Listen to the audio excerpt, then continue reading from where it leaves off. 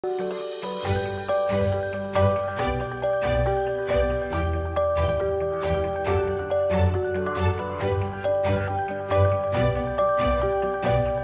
everybody and welcome to Let's Go Live. It is episode 46. I'm Maddie. I'm Greg. All together now. We are live! We've also got the giggles. Right. If you are new to Let's Go Live, then these shows are all about fun, facts, makes, activities, quizzes, and you. And we've got a whole bunch of your photos and videos that we are going to show you at the end of today's show. Yes, of course we have. For the next 4 live shows, we are going to be taking you through survival school. Yes, we are. From our spare room here. Not the spare room studio. You mean the Explorers and Adventurers Club. Yes. Amazing. We are going to be giving you tips and tricks on how to become an extreme explorer. Remembered it. Well done. Oh, gosh. Do it with us. It is Extreme Explorer. Very good. Now, today is Desert Survival School. Yeah, which is why we are dressed up in all of our gear. We got the giggles because Greg just looks like a cowboy. Yeah. Give us a thumbs up if you think Greg looks like he's in fancy dress as a cowboy. Yes, well, the alternative, right? The alternative is that I wear this other kind of desert hat. I don't know if it's any better. Right, which protects. We'll get on to this. What do we think? Snoopy or a detective? I can't work it out. Anyway, hello if you're watching us live right now, or if you're catching up later, who is with us in the live chat today? Let's have a look. All right, we've got Lexi in Leicester. Edward in Colchester. We've Hi. got Elliot in Greenwich. Pip in Hertfordshire. Jay in Swindon. Isla and Zaki in Harrow. Ariel and Edie in Leeds. Nathan and Bethany in Suffolk. Abigail in Ireland. We have Noah and Monty in Woodley. Imi in Bristol. Harley Rose in Liverpool. Daintree Primary School. Nathaniel, Malachi and Joel in Banton. Kit and Tally in Leeds. Toby in Histon. Myla in Glasgow. And Anya in Nottingham. Hello. Hello, everybody. Hello to everyone else who's watching live, and as Mad said, everyone who's watching back. Hi. Right. So today we are going to discover everything you need to know about deserts. Yes. And how to survive That's them. the important bit. We're not only going to learn about them, but how we survive in them. What we're going to be doing? We're going to be creating our own sand dunes. Yes, we're going to find out about one of these prickly little fellas. There we go. Here it is. Ow. Tell us in the live chat if you know what that is. What type of plant is it? And we're going to be speaking to a very special earth scientist. Yes, she knows a lot about deserts. It's Dr. Anjana Khatwa, who will be joining us very, very shortly. So we have got an awful lot coming up. Before that, though, we need some extreme explorer names. Okay, I'll be Mountaineer Maddie. What are you going to be? Mountaineer Maddie. Yeah. Okay, I am going to be Globe-trotting Greg. I like that. Very good. Globe-trotting Greg. Why don't you pick yourself an extreme explorer name as well? Just write it in the live chat if you're with us live. Yeah, let us know in the live chat. And if you're watching back, then yell at the screen. Yell at the screen. Right. Okay. So we're in the desert. Sorry. What are you doing? We're in the desert. It's hot. I'm parched. I'm just having a bit of a drink. Filling it down me at the same time. No. Mads, do you not remember the first lesson of survival school? What was that? Ration your water. Oh, yeah, you're right. You can't just keep drinking your water away. Water is not plentiful. There is not lots of it in the desert. Yeah, I think I actually got more of it on the top than I did in my mouth. Saving that for later. Gosh, what a waste. Okay. Sorry. Got to ration it. But where are we exploring today? To show you, I can just grab this globe just here. Let's choose a desert. Yeah, we're heading to a desert. So we're looking for somewhere hot.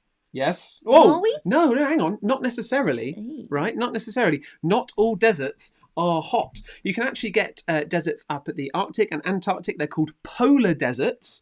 And they're cold deserts. I think that deserves an early week fact bomb. Yes, it does. I love that. So deserts are places where it doesn't rain very much. In fact, it's just less than 25 centimetres of rain a year. And deserts cover 1/5 of the Earth's land area. Yeah. So some of them are icy, just like Greg mentioned. The polar deserts. Yeah, others are covered in shrubs, so like little bushes. But lots of deserts are just like you would imagine. Miles and miles of nothing but sand. The biggest hot desert is the Sahara, and that is in North Africa, which is just here. But so you can see it a little better. Why don't we go over to Google Earth? Yeah, right. Let's have a look at Google Earth. Here we go. You got it? Type in Sahara Desert. Nice. Close that down. Right, and then it will take us to the Sahara Desert. There it is. It's enormous. It's about 3,000 miles from edge to edge. That's east to west. And it's the same distance as going from the tip of Cornwall to the tip of Scotland, then back down again and back up again. Yeah, the Sahara Desert is bigger than the whole of the United States of America. Another one. Another one. It's so early in the show. Couple of quick fact bombs to start us off on the week. And it can be really, really hot during the day, with temperatures reaching 50 degrees Celsius. Yes. And at night, the temperature plummets, it drops. It can be colder than -10 degrees Celsius. Yeah. Now, to be a really good extreme explorer, I saw it coming. you have to do your research. You need to find out as much as you can about an environment before you go there. We have done our research. We have discovered that sand dunes cover around a quarter of the Sahara Desert. And what do they look like? They look like this. But what we want to know is, how are they formed? Often when we think of sand, we think of beaches. So where is all of this sand coming from? Well, we know somebody who can help us answer this. We are very lucky to have on Let's Go Live today an earth scientist, Dr. Anjana Khatwa, who we are calling on Skype right now. Okay, I'm ringing her. Is she there? Morning. Hello. Hey! Good morning. Good morning. How are you? I'm very well, thank you. How are you? Very good. Do you think I should swap? Do you think I should keep this hat, or do you think I should swap for this hat? Oh, I'm not sure. I quite like the cowboy look. Let's go for that. All right. You're the doc. I'm keeping it. Anjana, thank you so much for being here this morning. My pleasure. As you already know, we are talking about deserts, and you are lucky enough to have been to a few deserts. What are they like? Deserts are hot and dry and arid, and I've been to a few, like you said. The one that I went to that I loved the most was Death Valley in California, and that doesn't sound as scary as you think. It's just really, really hot.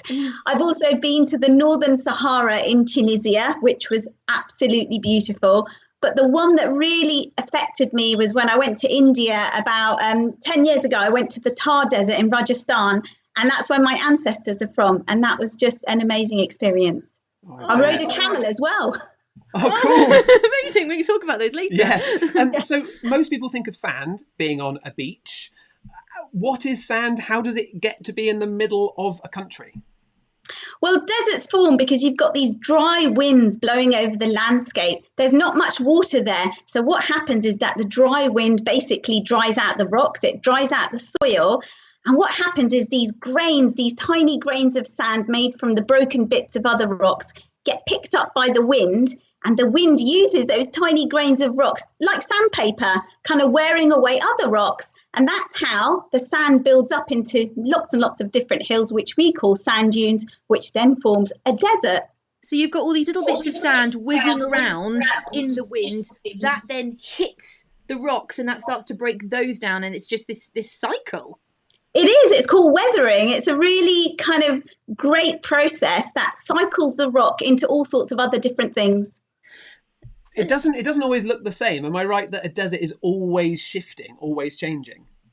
Yeah, I think that's the beauty of deserts, is that if you ever are lucky enough to go to a desert, sand dunes are constantly shifting and changing shapes, and the wind is part of that. The wind basically moves the tiny little sand grains so they bump and roll over each other, so their forms are always changing. That means you could never do a map of a desert. If you went as an explorer, you wouldn't know what you'd find. It would always change. Well, I don't know. I guess there would be some sort of, markers that would be the same, but then other things, very difficult to navigate around. You'd have to really know what you were talking about. And why are deserts important? Deserts are really important because they're these extreme environments, and you get really special creatures like snakes that are specially adapted to the heat and the dry conditions.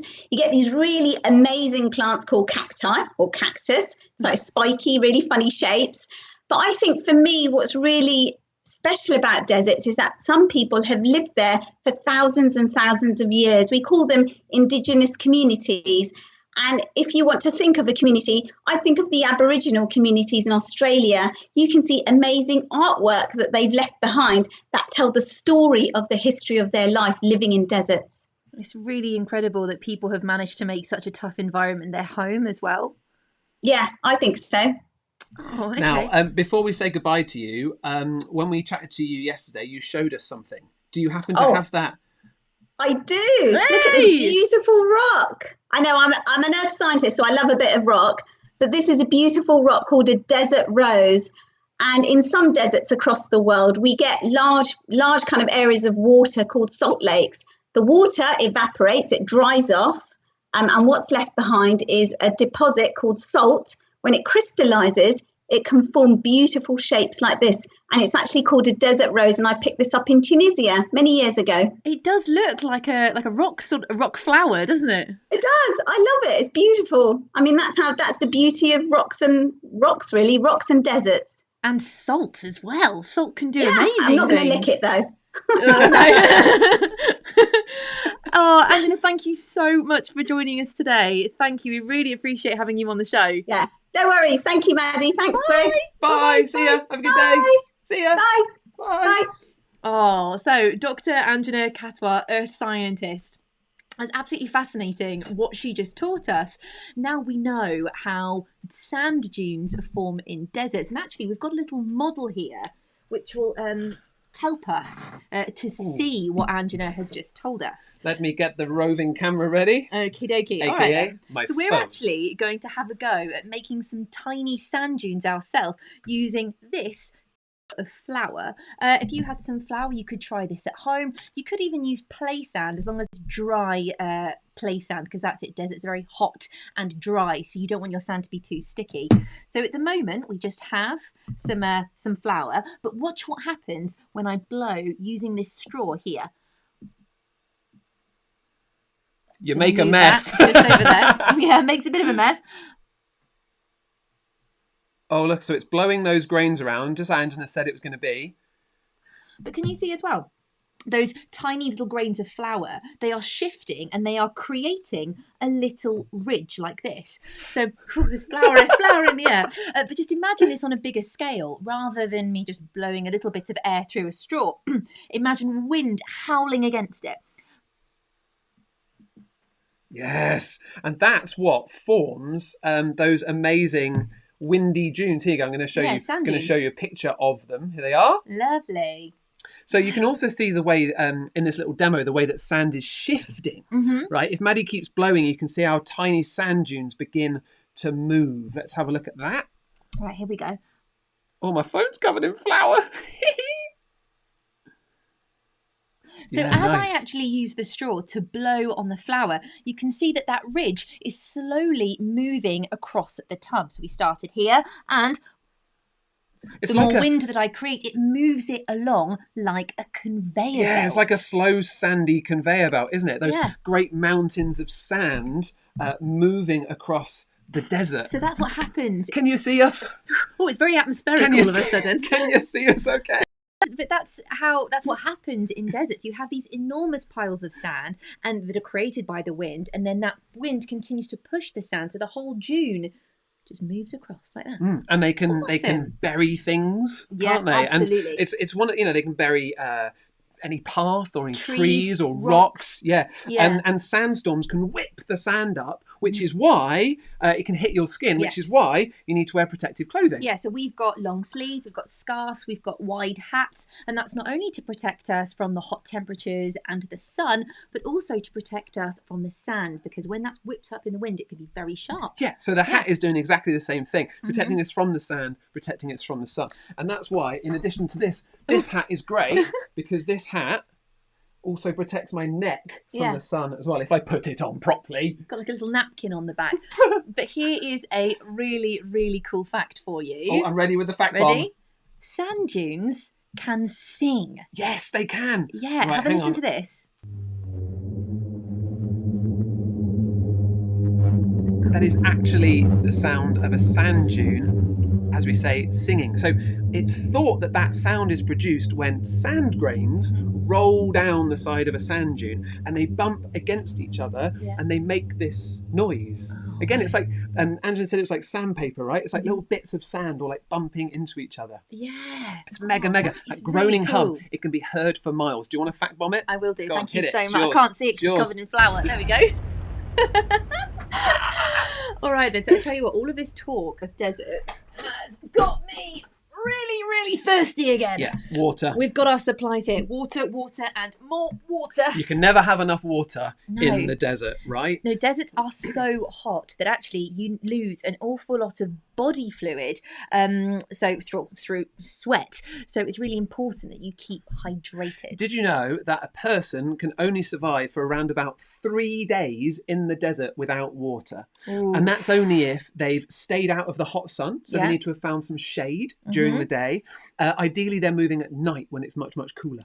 So that is a good survival school tip for you there. If you were to get stranded in a desert, then try to do walking at night when it is cooler. Makes a lot of sense. So that's the number of days you can survive without water. But food is a little bit different though. Believe it or not, human bodies can survive without food for 3 weeks. Even you. Yeah. Even you. Yeah, even me. But it is it's extremely important, therefore, to have water. Yeah. To hand. Water to is the important find one. water. It's so scarce. Some deserts can go a full year without rain. Yeah. And get this, right? This is amazing. Some places when it does rain, it's so hot that as the raindrops fall, they then evaporate. They get turned into vapor before they hit the ground. So the water, the rain doesn't even hit the ground. Whoa. Yeah. Is that warm? Okay. There's a lot of fact bombs. I was going to say. But we're finding deserts and extreme explorers. Mega interesting. With so little water about then, how is it that people have been able to make deserts their homes for hundreds and hundreds of years? Well, many groups of people have lived in the deserts and still do. Now, some of those people, Angela mentioned earlier, the Australian Aborigines. Yes, they are the Berbers of North Africa. Yeah, you've got the Bedouins as well, who live in desert areas in the Middle East. I've got a picture. The Bedouins, they live a nomadic lifestyle, which means they don't settle in one area for too long.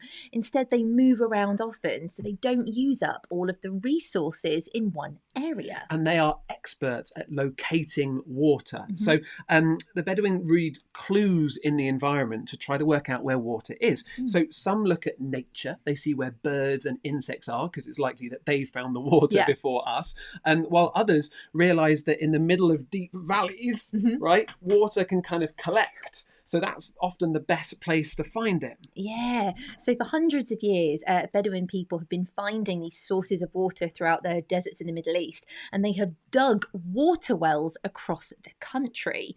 But often these water wells were dug by hand, and they were then named by whoever dug them. That's cool. Yeah, really cool. And then the knowledge of these wells was then just passed down through generations of families. Yeah, and then they become way markers to help you cross the desert. Oh, what's a way marker? A marker to find the way. A way marker. So these they essentially, you walk from one well, one way marker well to another, filling up at each one if you want to, a little bit like a service station along a motorway. Little survival stops as you cross the desert. Really interesting. But the lack of water in a desert, it doesn't just make life tough for people. It's also a challenge for plants and other animals too. And this is why there are so few plants and trees about. But Anjana did mention cacti earlier. We've got a photo of one just here. Here's one. There's a big one. But she said they survive really well in the desert. How do they do that? Right, that's because they've perfectly adapted to their desert surroundings, and I am going to show you how. Yeah, we've got a little bit of a make for you here. Greg is just setting up. What do we have? I'm ready. I have a sponge. Oh, lovely. That sponge is going to be our cactus. All right, so what else have you got? Is some scissors. Yeah. And you can carefully cut your sponge into a cactus shape. So to do that, you just do like a bit at the bottom, and then you do one of the arms kind of coming out to the side. Yeah. Like this. Nice. And then you could maybe do one arm there and a long bit. Hang on, here you go. Here's one we made earlier. Hey! All right. This one, it's a bit wonky, this one. All right, so there's a cactus. Great. Now, the idea is we're going to put our cactus in a small bit of water. So I've got a little dish here. Mm-hmm. And into that dish, I'm going to put just a small amount of water. I've coloured it blue so we can see it easier. Now, remember, in the desert, there's not much water. So I'm just going to put just a little bit at the bottom. Just a small amount. Just a little bit. And then you stand your cactus up in it like this, and you hope it stands up, which it does. Brilliant. And then what you quickly see happening is that the sponge, our cactus, starts pulling the water up. We say it absorbs the water up into it. So obviously we've just put this sponge cactus into the dish of water. Show us the camera. You can just about see it. I don't know what angle. It's just got to here. You can see it's a little bit darker just below it. It's slowly making its way up. That's what's handy if you do dye the water a little bit. It's easier to see where it's been absorbed to. Happy with that. But we do have one that actually we put in some water yesterday. So this was last night. We put this one in water last night, and whoa! Oh, you can really see empty. How much has dried up. Completely empty of that water. Wow. And let's go back to that main camera. You can see how much of that water it pulled up. Yeah. So cacti, they are perfectly adapted for their hot surroundings with very little water. Now, most cactus, they have very long, shallow roots. That means they're not very far beneath the surface of the desert. And they spread out and they absorb water from the ground. So if there is any rainfall, they are there to catch it pretty quickly. And then that water can then be stored in the cacti body for the future to live more when it needs it. Yeah, for years. Yeah. It can actually store it for years. Yeah, cacti, they can live for several years between rainstorms. Shall we see how much water we managed to absorb? Yeah, give it a squeeze. Just overnight. All right, this isn't going to make a mess at all, is it? Oh. There you go, look at that. So, wow. I mean, I wouldn't squeeze an actual cactus like this, by the way, because actual cactus do tend to be spiky to protect themselves from predators. But there you go. So why don't you have a go at making your own sponge cactus? It's a fun little demonstration. It's great, that. And in the olden days, of desert survival school, used to actually say that find a cactus, break it open, and use the moisture inside to drink. But now we tend to think that moisture inside a cactus can actually cause the likes of diarrhea and sickness. So it actually do more harm than good. So stay away from cacti. Don't go drinking from a cactus. Okay, right. So we know about water. We found out about sand dunes. But what about transport across a desert? Oh, yes. If you didn't have a car or there wasn't an aeroplane, what could you use? Hang on, Mads. Do you hear something coming over the hill? Over the sand dunes? Over the sand dune. It's the quiz music. Come on, you lot. Extreme, explore, extreme, explore, extreme, explore, extreme in the desert. It's so hot. Oh, wow. I'll just cool myself down a little bit. Wait. All right. I'm going to have another drink. Whoa, you ration that water. I'm being very careful. All right, so it's time to play the Desert Transport Quiz. Yeah. Animals have helped us move from A to B for centuries, but some animals aren't so suited to this hot environment, whilst others are. So think of an animal right now that we could possibly use to get around the desert. Think of that animal. What is that animal? What animal could we ride? How about deserts? A goat. A goat. Yeah, a goat. A goat. Right. Okay, granted. Okay, fine. So you couldn't ride a goat. No. However, saying that, traditionally, goats have been farmed and herded by nomadic communities in the deserts for years. Yes. This includes people like the Berbers from Morocco in North Africa. There they have, goats. They can be traded. They can be used for meat and milk. And even the skins of goats can be used to carry water. Yeah, but they can't carry us through a desert. No, fair enough. No. All right, what's next? Choose your next animal we could use. What do you think? For transport, a horse. Yeah. Okay. Here's a horse. Okay, all right. What do you lot think? Mm. Horse, good choice. What do you think? Yes or no? Well, horses, they are brilliant for carrying humans on their backs, definitely. But they can suffer from heat exhaustion. Yeah. Right, they don't really like the hot. And they need a lot of fresh water as well. And what do we not have in the desert? We don't know much of that. A lot of fresh water. So, No. no, that's Okay. All right, not then. good for us. Not good for us. Okay, Next one. how about animals, hot environments? How about an elephant? An elephant. All right, let's have... I added sound effects. I know, I didn't know about these. How about an elephant? They are large enough to be ridden. Yeah. They have wide foot pads, right, which makes their feet more suited to walking on soft sand. So, sound pretty good. Okay, all right. How good are they in the harsh environment? Not great, not great. No, actually, that's not necessarily true. They can survive a harsh environment. They could, yeah. And there are some species that are adapted to not have so much water. So an elephant could be a possibility. Could be. But as, I guess, visitors and tourists to a yeah. desert, you should never ride an elephant. So we're just going to move along from that one.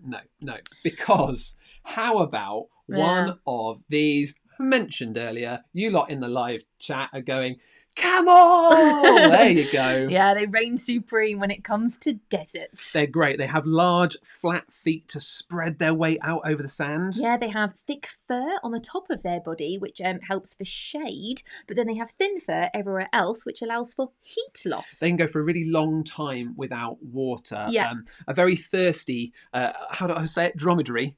Yes, well done. I always get it Dromedary, wrong. Yeah, like an Arabian camel. Can drink over 130 litres of water in 13 minutes. Yeah, a good way to remember, by the way, a dromedary camel. So that's just, imagine the shape of a D. Yeah. They have one hump. Yeah. Whilst a Bactrian camel starts with a B, which has two humps. There you go. Dromedaries and Bactrian camels, that's the difference. But dromedaries, Arabian camels, like those ones just there. Camels have like, have like slit-like nostrils. Yes, and very, very long eyelashes, 2 rows of eyelashes, in fact, which helps to keep the sand out. So camels, they're the one. Camel are what we're going for. I mean, camels are used to cross deserts, hot deserts all over the world. And often you'll see several camels in a row helping to carry belongings. And we call this a camel caravan. A camel caravan. I once filmed with a camel. Did you? Live. And we didn't know whether the camel was going to come in. We didn't know whether it was going to leave us a present on the floor, live, something like that. What instead happened was the camel, took the fancy of a camera and started being like, oh, I think I can see myself, and started wandering towards this camera while I was trying to deliver lines to a camera around this camel. It was hilarious. I think camels can be quite unpredictable, actually. Oh, gosh, it was so funny. Anyway. It's nearly time for us to leave our desert, but how do we get out of here? Right? I have not seen any camels. No. What could we do? We could take a look in our kit bag and see if we've got some bits and pieces. Yeah, I have got an idea, actually. What have you got? Okay, Greg, stop. Wait. What? Okay, so it's not just large animals like camels that have adapted to survive the desert. There are also things like snakes, scorpions, spiders. So, this is one of the first lessons at Desert Survival School. Yeah, You've got to check your bag first. Keep your bag. Keep your beady eyes open. That's an explorer top tip right there. Yes, you don't want to have definitely. anything that might nibble you or sting you or something. No. And also, not only do you want to check in your bag, you should always look where you're going, because you could step on one of these. Can you have a photo of this chap? Let's get my shoes back on. No, don't worry. Snake, there we go. Right, you shouldn't take... Anyway, so this here is it's a Perengay's adder. And can you see it's sandy colour? Even its eyes are a sand coloured, and this helps to camouflage itself beneath the surface of the sand. And to catch its prey, it will hide underneath the surface of the sand, and then it will wiggle its tail just above it until it catches the attention of a lizard, and that is when it will strike. Yes. We're going out of here. To be honest, you shouldn't really take your boots off, and if you are going to put your boot back on again, you should check inside it, because you never know what could be inside. That was close. I would quickly, careful. Gently, just... Okay, all right.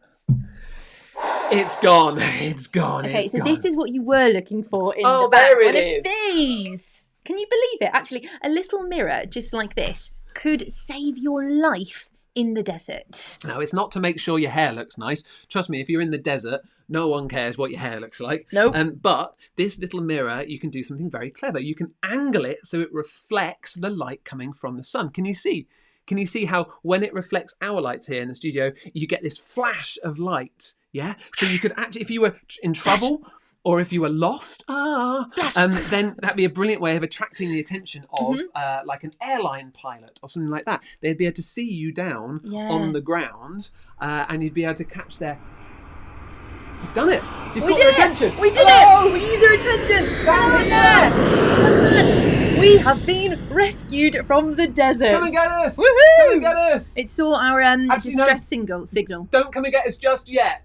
Yeah, do some cycle. We've got to. Yes, we've because got to do some stuff. we can't possibly go because we have to say goodbye and show some of your photos and videos first. So they'll be back. I'm sure about it. We had over 500 emails just this weekend, right? We had to increase the size of our inbox yet again. Yes. We try to look at as many as we possibly can. Sadly, we can only show a handful of them in the show. Yeah. I'm sure you understand that. Thank you so much for every single one you send in. It means a lot to us. It really does. We can see that you've had a lot of fun doing it, so that is super awesome. Well, let's show some of the photos though. First up, we have Flo. She made a World of Disney themed lunchbox with sandwiches, cucumber grass, and stringy cheese stringy cheese trees for the Lion King zone, tomato bots for the Big Hero 6 zone, and frosty marshmallows for the Frozen zone. Wow! This is Henry, who made a theme park called Glitterland. You go to popcorn stand for a snack, then the fairy castle. You meet the Queen and her unicorn. You follow the starry trail around the enchanted woods and have a go on the glittery Ferris wheel. Then you end your trip with a fast ride down the glitter water slide. Wow. Amy, Rebecca and Andrew, they made firework cake pops and rocket fruity kebabs to go in their firework zone in their theme park. We should say, if you've just joined us for this week, it was theme park week last week. Yeah. That's why we're showing you pictures of your amazing theme park makes. All right, good. Here we have Teddy, and Teddy made dino cream cheese and cucumber sarnies for his dinosaur zone, and also planet biscuits for his solar zone. This is Lily, who made this amazing cake as a model of her theme park. It's called the Hidden Hills of History. Yeah, it's a caving adventure where each level takes you to new discoveries in history and has dinosaurs. And what's incredible, she even made a little bridge out of lollipop sticks. Can you see she's standing on it? That is some serious engineering there. That's amazing. Yeah. This is James. James has created a map of his ideal theme park by putting his favourite bits of other theme parks together. Adventureland has 2 zones called Ghostville and Adventure Isle, and he's even baked some scary, creepy star cookies for Ghostville, and the smell will tempt people in. The stories behind these are fabulous. And here we have Amelia and Charlie. They've been working really hard to create some delicious goodies for their Canopy restaurant in their jungle-inspired theme park. They made a menu using our downloadable, and you've got a sloth smoothie, a kiwi cooler, fruity kebabs, and a signature Canopy cupcake. Ooh, gosh, I'm hungry. Nicely done. Should we squeeze in a few quick videos? Yeah, right. We really, definitely. They're so fantastic. I am ready. All right, so here we've got Jalen and Ineri. They made their own tabletop theme park. Hi, Maddie and Greg. On the weekend, we made our own theme park with 4 worlds. The first world is Black Mamba World. The second world is Enchanted Woodlands. The third world is Ice World. The fourth world is Dino World. Oh, I want to visit that. Yeah, they go on to explain all of the worlds. We just don't quite have time to show the full videos. Cool. Evan was very pleased with his door coaster, spent a lot of time tweaking it. Hello, Maddie and Greg. Welcome to my dragon coaster. My name's Evan. Oh, a dragon coaster. So He's then, going to fast forward it a little bit because he's going to use a Pulls that pulley. string, pulls the ball up to the top, and...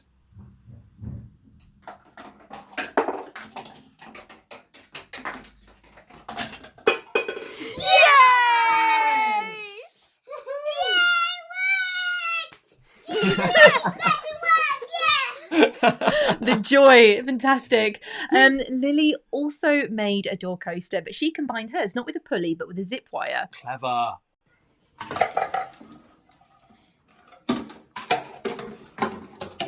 Yeah!